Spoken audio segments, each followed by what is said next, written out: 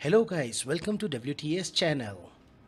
और आज हम आपको एक्सप्लेन करेंगे मूवी 300। मूवी के स्टार्ट में दिखाया जाता है एक पैदा हुए बच्चे को, और एक शख्स वो बच्चे की जांच कर रहा होता है कहीं वो नाटा, कमज़ोर या अपंग तो नहीं, क्योंकि स्पार्टा में ऐसे बच्चों को मार दिया जाता है। पर वो बच्चा बिल्कुल ठीक होता है। दिखाया ये जाता है जैसे वो 7 साल का होता है, उसकी एक वॉरियर बनने की ट्रेनिंग चालू हो जाती है। उस ट्रेनिंग में ऐसा पड़ाव आता है कि अपना घर छोड़ के दूर जाना पड़ता है। स्पार्टा में सिर्फ एक ही चीज़ सिखाई जाती है कि अपने वतन के लिए जान देना सबसे फ़ख्र की बात है। ट्रेनिंग में उसे लड़ाया जाता, पीटा जाता, और ट्रेनिंग के ख़त्म होने के बाद उसके इम्तिहान के लिए एक खौफनाक जंगल में अकेले छोड़ दिया जाता है।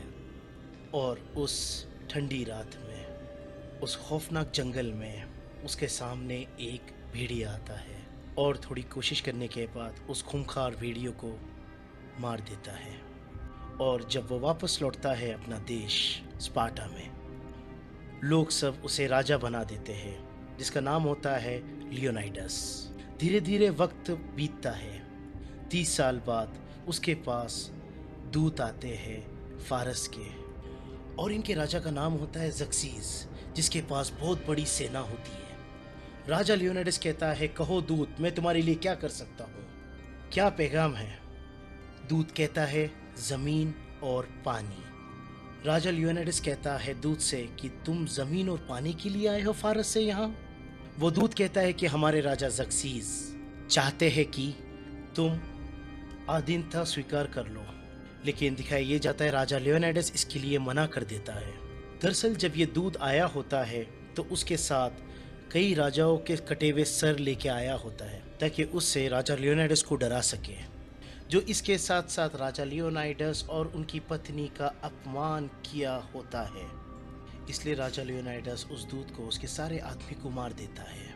राजा लियोनाइडस को पता है कि ये सब होने के बाद ज़क्सीज़ अपनी सारी सेना को यूनान पे हमला करने के लिए भेज देगा, और उसकी सेना लाखों में होती है, और वो ये भी जानता है कि सबसे पहले वो स्पार्टा पे हमला करेंगे। इसलिए लियोनाइडस उन पे हमला करना चाहता है, उनसे युद्ध करना चाहता है। लेकिन ये फैसला लियोनाइडस नहीं कर सकता। हालांकि वो राजा है, मगर स्पार्टा के कुछ रीति रिवाज होते हैं। अगर उसको युद्ध करना है तो उसको ओरेकल के पास जाना होगा। अगर ओरेकल बोलेगी कि स्पार्टा को युद्ध करना चाहिए, तभी वो युद्ध कर सकता है। ओरेकल ऐसी लड़कियां होती है जो ईश्वर का संदेश इंसानों तक पहुंचाती है। स्पार्टा में बहुत ही पुराने रीति रिवाज होते हैं। यहाँ पर कुछ बूढ़े पाखंडी लोग हैं जो ओरेकल्स को अपने वश में रखते हैं, यानी कि जो स्पार्टा की जो जवान लड़कियां होती है उनको अपने पास रखते हैं और उनके जरिए ईश्वर का संदेश इंसानों तक पहुंचाते हैं। और अब लियोनाइडस इनके पास आता है और वो उन्हें अपनी सारे प्लान्स बताता है। वो बताता है कि फारस की एक बहुत बड़ी सेना हम पे हमला करने वाली है, जो लाखों की तादाद में है। अगर हम उनको नर्क के द्वार पे रोक दें तो उनको आसानी से हरा सकते हैं। वो बूढ़े पाखंडी लोग कहते हैं कि तुम चढ़ावे पे क्या लाए हो, और लियोनाइडस उन्हें सोना देता है। वो कहते हैं कि ये अगस्त का महीना है, एक त्यौहार आ रहा है, और स्पार्टा इस त्यौहार के दौरान कोई युद्ध नहीं लड़ता। इस बात से लियोनाइडस को बहुत गुस्सा आता है। गुस्से में लियोनाइडस कहता है कि स्पार्टा का हर एक एक लड़का, हर एक एक शख्स लड़ते लड़ते मर जाएगा और उनकी औरतें बच्चों को गुलाम बना दिया जाएगा। वो बूढ़े लोग कहते हैं कि इसका फैसला ओरेकल करेगी। दिखाया ये जाता है कि वहाँ पर एक जवान लड़की होती है, जिसके ज़रिए से ईश्वर का संदेश राजा लियोनाइडस को बताते हैं। वो कहते हैं कि अगर स्पार्टा जंग में गया तो पूरा स्पार्टा ख़त्म हो जाएगा, यूनान भी ख़त्म हो जाएगा। वो कहते हैं कि हमें त्यौहार का जश्न मनाना चाहिए, और स्पार्टा जंग में नहीं जाएगा। इस बात पर राजा लियोनाइडस बहुत हताश हो जाता है और वो वहाँ से चला जाता है। लेकिन ये सारे बूढ़े लोग ज़क्सीज़ से मिले होते हैं। तभी वहाँ दिखाया जाता है कि ज़क्सीज़ के लोग आते हैं और वो उन्हें बहुत सारा सोना देते हैं।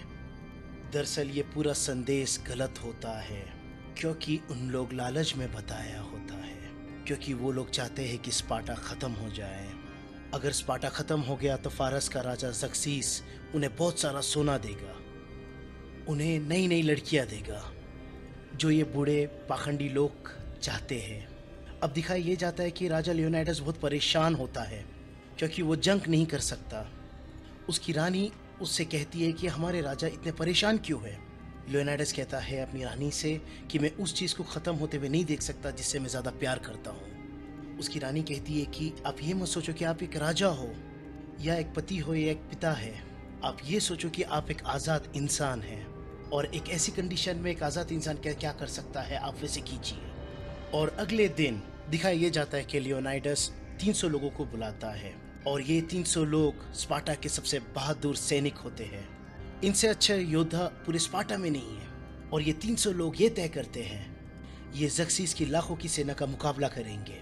हालांकि ये जानते हैं कि ये सुसाइड मिशन है, मगर ये मरने से नहीं डरते, क्योंकि स्पार्टा में ये सिखाया जाता है कि मौत ही सबसे बड़ा तोहफा है।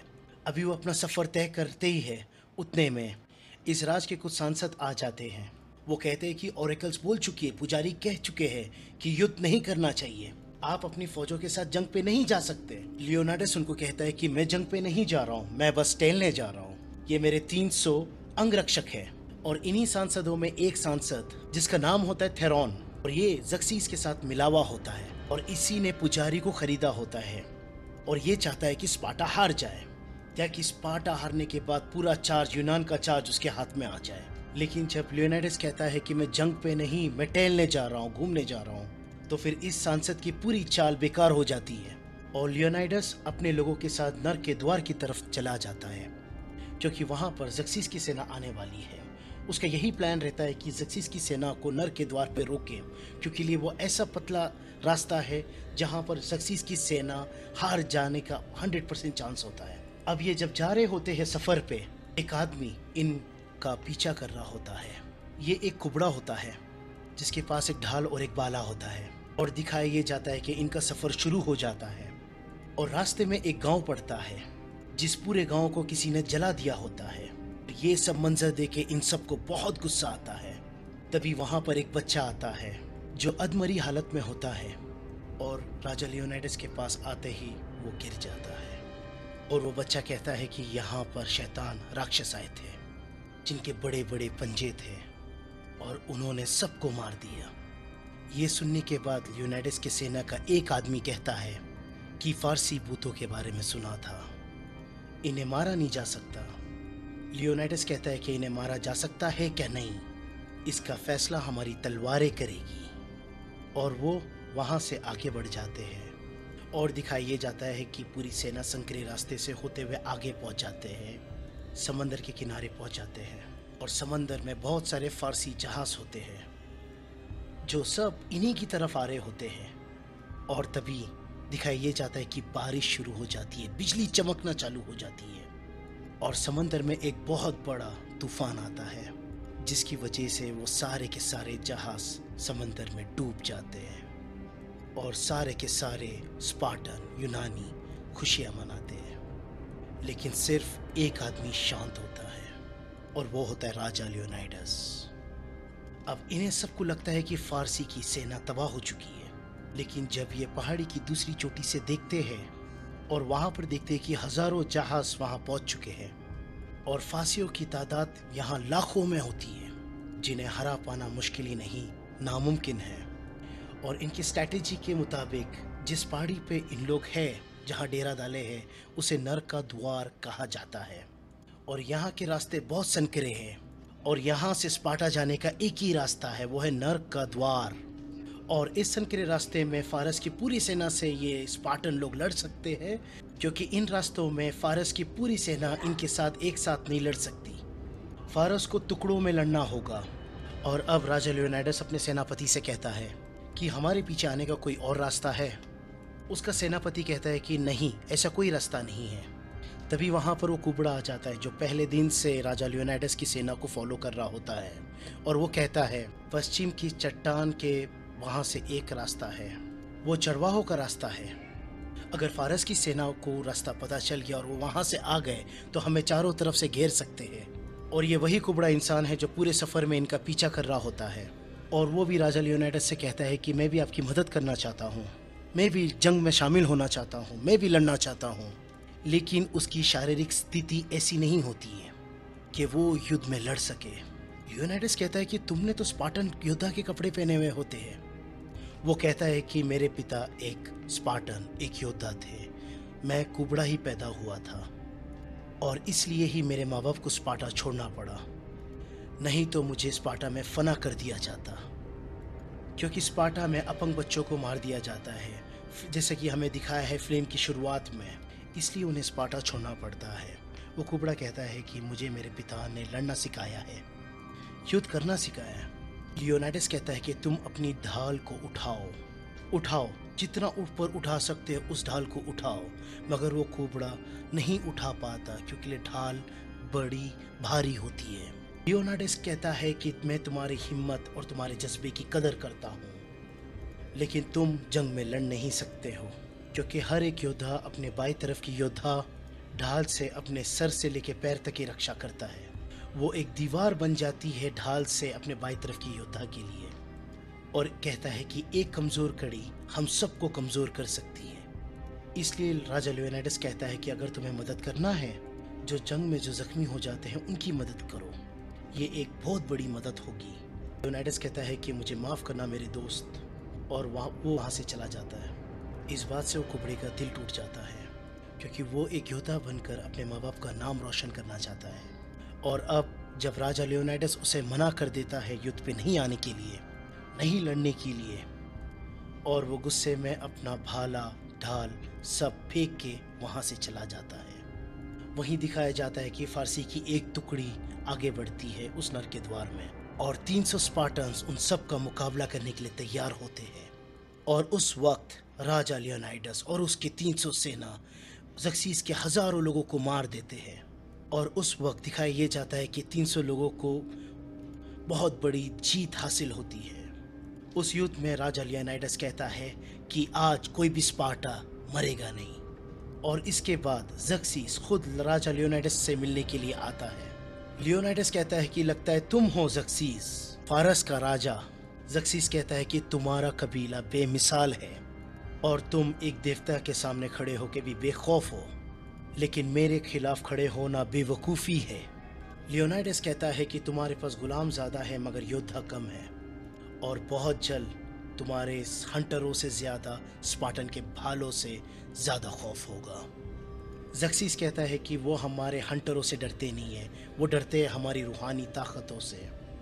तुम मेरे साथ मिल जाओ, मैं एक मेहरबान देवता हूँ, मैं तुम्हें पूरे यूनान का जंगी सरदार बना दूंगा। बस एक ही शर्त है, तुम्हें मेरे सामने घुटने टेकने होंगे, और इसके बाद तुम्हारे सारे दुश्मन तुम्हारे सामने घुटने टेक देंगे। लियोनाइडस कहता है कि तुम बड़े मेहरबान हो, राजाओं के राजा ज़र्क्सीस, पर जहाँ तक घुटने टेकने वाली बात है कि तुम्हारे लोगों को इतने मारने के बाद में मेरी जांग में अकड़न होने लगी है, इसलिए घुटने टेकने का तो सवाल पैदा ही नहीं होता। ज़र्क्सीस उसे डराने की भी कोशिश करता है, और लियोनाइडस एक जाबाज एक योद्धा है, वो उसकी बातों से नहीं डरता, उसे इनकार करके वहाँ से चला जाता है। और अब दिखाई ये जाता है कि ज़र्क्सीस अपनी सबसे ताकतवर टुकड़ी को भेजता है, मगर ये इंसान नहीं होते हैं, इसे कहते हैं फारसी गोस्ट। अब स्पार्टन इन सब से मुकाबला करते हैं। ज़र्क्सीस की सेना में एक बहुत बड़ा दानव भी होता है जो बहुत बड़ा ताकतवर होता है। राजा लियोनाइडस उसे मार देता है, और अब दिखाई ये जाता है कि राजा लियोनाइडस और उसकी 300 सेना सारे शैतानों को मार देते हैं, मौत के घाट उतार देते हैं। इस जीत के बाद लियोनाइडस को लाखों की सेना के सामने एक छोटी सी उम्मीद नजर आती है अपनी जीत की। और अगले ही दिन दिखाया ये जाता है कि ज़र्क्सीस अपनी एक अलग सेना को भेजता है लियोनाइडस से लड़ने के लिए। उसमें कई सारे एशियाई जादूगर होते हैं, और उस छोटे और पतले रास्तों पे कितनी भी तादाद है उन सबको कोई मतलब नहीं। और ये 300 स्पार्टन और कुछ आर्केडियन भी, जो अब स्पार्टन के साथ मिलकर ज़र्क्सीस के खिलाफ लड़ रहे हैं, वो ज़र्क्सीस की पूरी सेना को और उसके साथ जो खौफनाक जानवर होते हैं उन सबको मौत के घाट उतार देते हैं। और इस शिकस्त के बाद खुद को देवता कहने वाला ज़र्क्सीस गुस्से और खौफ में आ जाता है, और गुस्से में आके अपने ही सिपह सालार को मौत के घाट उतार देता है। दिखाया ये जाता है कि आज स्पार्टन का सेनापति का बेटा इस जंग में शहीद हो जाता है, इसलिए वो जीत का जश्न नहीं मनाते। वहीं दूसरी तरफ वो कुबड़े को दिखाया जाता है, वो राजा ज़र्क्सीस के पास जाता है जो पहले राजा लियोनाइडस के पास आया था, जो लियोनाइडस ने मना कर दिया था कि उसको जंग में शामिल होने से। वो ज़क्सीस के पास जाता है। ज़क्सीस कहता है कि तुम्हारा ईश्वर बेरहम है, जिसने तुम्हें ऐसे बनाया, और उससे ज़्यादा बेरहम है ये स्पार्टन्स, जिन्होंने तुम्हें धुतकारा। लेकिन मैं एक दयालु हूँ, तुम जो चाहते हो मैं तुम्हें सब दूंगा, जो तुमने सोचा भी नहीं होगा। बस मुझे वो रास्ता बता दो जो मैं इस स्पार्टन्स को चारों तरफ से घेर लूँ। और दिखाया ये जाता है कि कुबड़ा ज़क्सीस की बात मान जाता है। वो कुबड़ा कहता है कि हाँ, मुझे सब कुछ चाहिए, मुझे दौलत चाहिए, मुझे औरत चाहिए, और मुझे एक वर्दी भी चाहिए। ज़क्सीस कहता है कि दिया, मैंने सब चीज़ दिया, जो तुम्हें चाहिए मैंने सब कुछ दिया। स्पार्टा में दिखाया जाता है लियोनाइडस की बीवी, जो कोशिश करती रहती है कि कैसे भी लियोनाइडस को मदद मिल जाए, सेना की कुछ मदद मिल जाए स्पार्टा से। लेकिन सांसदों को मनाना इतना आसान नहीं होता। सारे सांसद उसकी बात नहीं मान रहे होते हैं, और इन्हीं सांसदों में एक सांसद होता है थ्रोन, जो कि ज़क्सीस के साथ मिला हुआ होता है। वो उनको धोखा दे रहा होता है, और वो बिल्कुल भी नहीं चाहता कि इन स्पार्टन 300 लोगों के लिए मदद के लिए जाए। रानी रात को उसको मिलने के लिए बुलाती है। वो कहती है कि मुझे तुम्हारे सपोर्ट की ज़रूरत है। संसद में अगर तुम अपना वोट दोगे, वो उस 300 जाबाज के लिए मदद भेजेंगे। वो कहता है कि मैं उनकी मदद क्यों करूँ, इसमें मेरा क्या फ़ायदा है। रानी कहती है कि वो तुम्हारे राजा है। थेरॉन कहता है कि जंग और पॉलिटिक्स अलग होती है। रानी कहती है कि तुम्हें क्या चाहिए। दरअसल रानी के ऊपर उसकी गंदी नज़र होती है। थेरॉन कहता है कि तुम्हें पता है मुझे क्या चाहिए। अगर तुम्हें स्पार्टा और तुम्हारे राजा को बचाना चाहती हो तो तुम्हें वो करना पड़ेगा। और दिखाई ये जाता है कि रानी उसकी बात मान जाती है, और वो उसके साथ फिजिकल रिलेशनशिप बनाता है। और अगली सुबह जब संसद होती है और वहाँ पर थेरॉन अपनी बात से मुकर जाता है, वो धोखा दे देता है रानी को, और साथ में वो रानी पे बहुत झूठे आरोप लगाता है। और इस बात से रानी को गुस्सा आता है और वो उसे चाकू से मार देती है। और जब वो उसे मारती है, उसके कपड़ों से बहुत सारे सोने के सिक्के गिरते हैं, और वो सिक्के ज़क्सीस के होते हैं। और जितने भी वहाँ पर सांसद हैं वो सब समझ जाते हैं कि ये बंदा ज़क्सीस के साथ में मिला हुआ रहता है, और सब उसे गद्दार कहते हैं। और रानी वहाँ से चली जाती है। और दूसरी तरफ दिखाया जाता है कि कुबड़ा ज़क्सीस के लोगों को वहाँ पर नर्क के द्वार के पीछे से वो रास्ता दिखा देता है जो लियोनाइडस की सबसे बड़ी कमज़ोरी होती है, जो उसके 300 सिपाही को फारसी सेना पीछे से घेर सकती है। और जब वो उनकी तरफ बढ़ रहे होते हैं, ये बात एक आर्केडियन को पता चल जाती है, और वो भागता हुआ राजा लियोनाइडस के पास आता है। वो कहता है कि हमें जितनी जल्दी हो सके यहाँ से भागना होगा, क्योंकि ज़क्सीस का सेना पीछे के रास्ते से आ रही है, और सुबह तक हमें वो चारों तरफ से घेर लेगी और सबको मार देगी। लियोनाइडस कहता है कि स्पार्टन कभी भागते नहीं हैं, कभी घुटने नहीं टेकते हैं, भले उनका मौत का सामना क्यों ना करना पड़े। लेकिन आर्केडियंस वहाँ पर से सबके सब चले जाते हैं, क्योंकि वो बेवजह मरना नहीं चाहते। और अब लियोनाइडस और उसके सारे आदमियों को पता है कि मौत उनका इंतज़ार कर रही है। लियोनाइडस एक आदमी को बुलाता है जिसका नाम होता है डिलायस। वो उसे कहता है कि तुम वापस जाओ, स्पार्टा में जाओ, और सबको बताना यहाँ पर क्या हुआ, हमारी जीत की दास्तां सबको सुनाना। डिलायस कहता है कि रानी के लिए कोई संदेश। लियोनाइडस कहता है कि कहने के लिए मेरे पास कुछ भी नहीं है। वो उसे अपना एक लॉकेट देता है, और इसके बाद डिलायस वहाँ से चला जाता है। और अगली सुबह दिखाया ये जाता है कि लियोनाइडस और उसके पूरे आदमियों को चारों तरफ से घेर लिया जाता है। ज़क्सीस का एक आदमी बाहर निकल के कहता है राजा लियोनाइडस से कि अपने हथियार डाल दो नीचे, तुम्हें पूरे यूनान का जंगी सरदार बना दिया जाएगा। स्पार्टा पहले से भी ज़्यादा दौलतमंद होगा, बस तुम्हें ज़क्सीस के सामने अपने हथियार डालने होंगे, अपने घुटने टेकने होंगे, और राजा ज़क्सीस का हुक्म मानना होगा। यहाँ पर वो कुबड़ा भी आता है कि वही कुबड़ा है जो इन्हें पीछे का रास्ता बताया होता है, इन्हें धोखा दिया होता है। वो लियोनाइडस से कहता है कि मैं तुमसे विनती करता हूँ, इनकी बात मान लो और अपने साथियों की जान बचा लो। उस पल राजा लियोनाइडस को वो रात याद आती है जिस ठंडी रात में वो भेड़िए के सामने मुकाबला किया था और उसे मौत के घाट उतार दिया था। और अब दिखाया ये जाता है कि राजा लियोनाइडस अपना कवच उतार देता है, अपनी ढाल फेंक देता है, और वो कुबड़े को कहता है कि मेरे भाई तुम्हारी उम्र बहुत लंबी हो। और इसके बाद वो अपना भाला भी फेंक देता है और घुटनों के बल बैठ जाता है।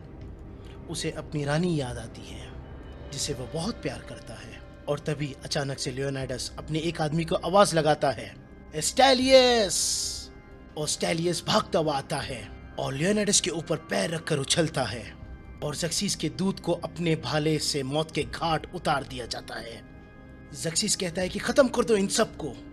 इसके बाद लियोनार्डस उठता है और अपना भाला उठाता है और अपनी पूरी ताकत से ज़क्सीस की तरफ फेंकता है और वो भाला ज़क्सीस का गाल छू के निकल जाता है, जिससे ज़क्सीस के गाल से खून निकलना शुरू हो जाता है। और दिखाया ये जाता है कि आसमान पे पूरे काले बादल छा गए। वो बादल नहीं होते हैं, वो ज़क्सीस की सेना के तीर होते हैं जो लियोनार्डस के सेना के ऊपर, लियोनार्डस के ऊपर गिरने वाले होते हैं। एक तीर की ऐसी बरसात होती है लियोनार्डस की सेना के ऊपर। उसकी वजह से जो स्पार्टन, जो आज़ाद इंसान जो लड़ने के लिए आए हैं, जो स्पार्टन लोग, जो बहादुर लोग, वो सब के सब मारे जाते हैं। उसमें से राजा लियोनार्डस भी मर जाता है। दूसरी तरफ स्पार्टन में दिखाया जाता है कि डेलस वो रानी को जो राजा लियोनार्डस ने हार दिया था वो देता है। रानी समझ जाती है कि राजा लियोनार्डस अब इस दुनिया में नहीं रहा। उसने लड़ा है स्पार्टा के लिए, उसकी शहीद हुआ है स्पार्टा और आज़ाद होने के लिए, और वो हार लेके अपने बेटे को पिना देती है। और डेलस जाता है अभी सांसदों के पास और कहता है कि राजा को कोई जीत का जश्न या कोई श्रद्धांजलि नहीं चाहिए था, बस उनकी यही ख्वाहिश थी कि हमें याद रखा जाए। अब दिखाते हैं कि डायलस के सामने 10,000 की फौज है और डायलस ये पूरी कहानी इन 10,000 स्पार्टन को सुना रहा होता है और इनके सामने ज़क्सीस की एक विशाल सेना होती है। डायलस कहता है कि इन सब के दिल में डर है क्योंकि ये सब राजा लियोनार्डस और 300 योद्धा के तलवार का जख्म भूले नहीं है। और इसके बाद इन सभी 10,000 लोग ज़क्सीस की सेना की तरफ बढ़ रहे होते हैं। और अब यहाँ पर यह बेहतरीन मूवी ख़त्म होती है। प्लीज़ हमारे चैनल को सब्सक्राइब कीजिए, लाइक कीजिए, कमेंट्स कीजिए।